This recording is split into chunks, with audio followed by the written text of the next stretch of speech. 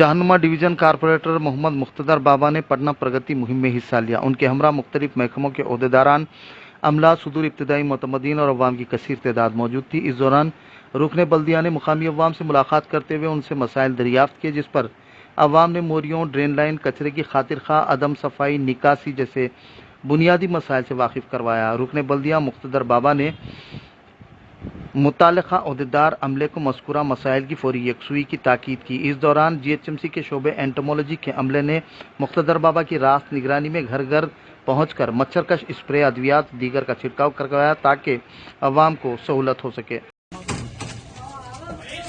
नहीं बराबर है इंशाल्लाह।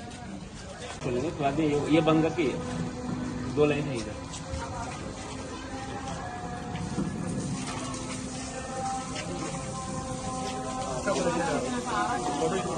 अच्छा रहा ना। मोटर है इधर साइड का, ये तो विदाउट मोटर काम आ रहा है। वही कमेटी आपके पास जो अपन ब्रेकर लगाएंगे तो पानी बराबर है ना माँ। हाँ वो जरा आवाज उठ जाएगा।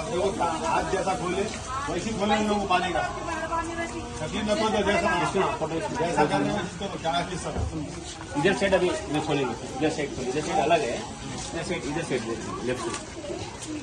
हाँ बेटा पानी आ रहा। अच्छा आ रहा पानी।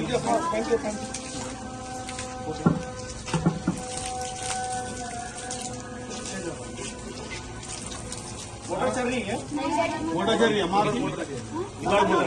बगैर मोटर के है ना।